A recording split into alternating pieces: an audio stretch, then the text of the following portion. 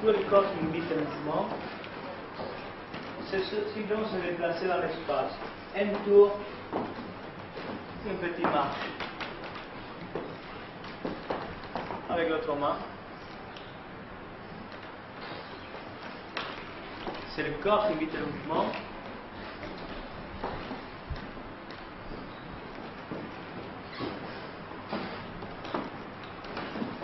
L'autre main.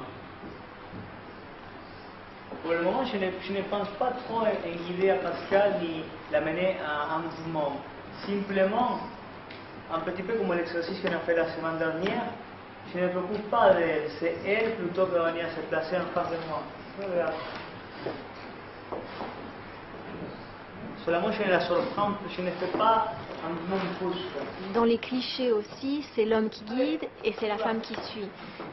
Moi, quand je vais danser, c'est vrai qu'au départ, quand j'ai commencé le tango, ce qui me plaisait, c'était la non-responsabilité. Mais l'une des raisons pour lesquelles je suis restée dans le tango, c'était pour m'affirmer et montrer que j'avais aussi une personnalité.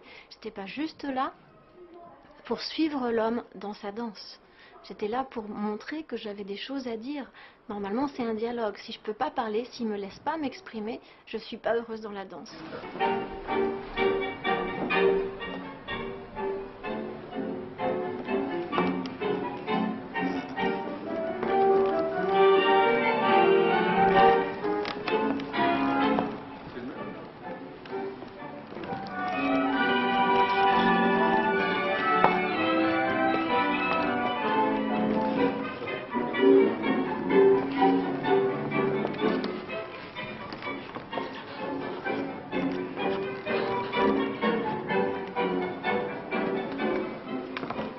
C'est comme une conversation. Il va commencer à prendre la parole. L'idée, c'est que je la prenne et qu'il se passe quelque chose entre les deux. Maintenant, dans la réalité, ça ne se passe pas toujours comme ça. Des fois, il nous propose quelque chose, mais en fait, comme dans une conversation, il n'y a pas d'opportunité pour s'exprimer. Et des fois, les hommes donnent une opportunité, mais les femmes ont tellement peu l'habitude qu'on leur laisse la parole que finalement, elles sont prises au dépourvu et elles ne savent pas quoi dire. Quelquefois, ça peut être très très très subtil, ou des fois, ça peut être très grossier, comme dans une conversation. Ça peut être très plaisant, désagréable, agressif, doux. La panoplie est très très large. Mais quand on a goûté au bonheur d'une belle conversation de corps, on est toujours à la recherche, on va dire à la recherche du bonheur. Quand on a goûté, on veut toujours plus.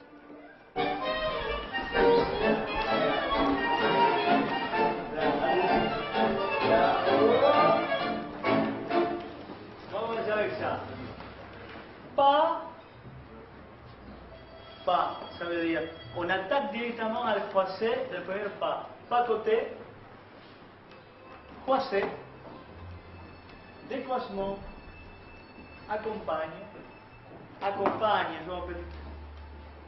Sacada, hein? Et on à nouveau, tout de suite, bim. Avant de penser pouvoir développer une jolie chorégraphie, le plus important c'est l'écoute. Et après, c'est la musique. Et en dernière, sont les pas. La grande complication d'un homme, c'est l'excès de responsabilité qu'il trouve au départ, qui dit comment je vais faire pour donner plaisir à ma partenaire, avec tous ces danses que c'est vraiment compliqué. Ça, c'est la première problématique énorme. Être une femme, c'est pas facile déjà d'entrer parce que déjà on porte nos jolis talons, on marche en arrière et notre danse, elle va dépendre de ce que l'homme va proposer. Que lui, c'est vrai, il doit s'occuper de sa danseuse, il doit se concentrer sur la musique, il doit l'emmener, mais c'est à elle de s'adapter à chaque danseur.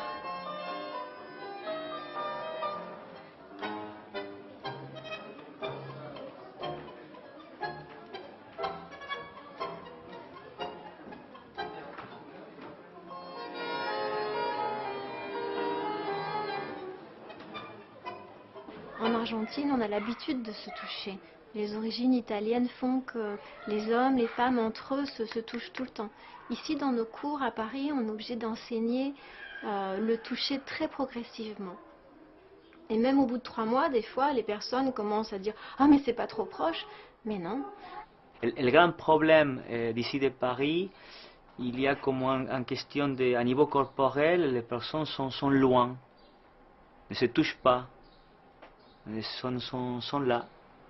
C'est besoin pas mal de temps, de confiance pour arriver à s'embrasser, à se toucher l'épaule ou avoir un contact physique.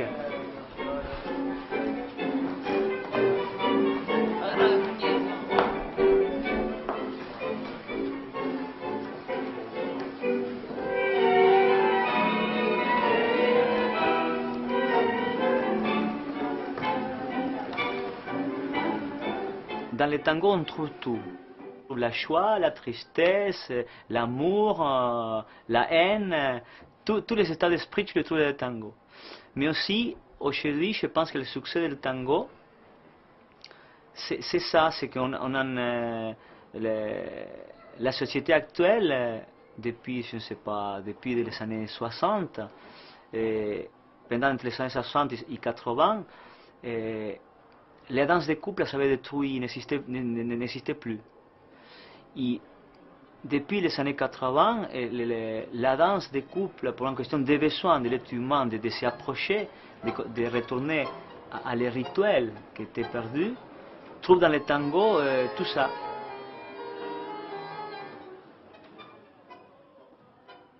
Aujourd'hui, on pourrait penser que les gens sont quand même seuls et ont tendance à vouloir se retrouver. Ont besoin de se toucher aussi. Donc le tango, ça permet ça, de manière structurée. On dirait que le tango, il permet une thérapie. C'est comme une thérapie. Et on a besoin de se confier. Et moi, je dirais tout simplement, on a besoin d'être dans les bras l'un de l'autre. Et dans le tango, on peut faire ça même avec un étranger.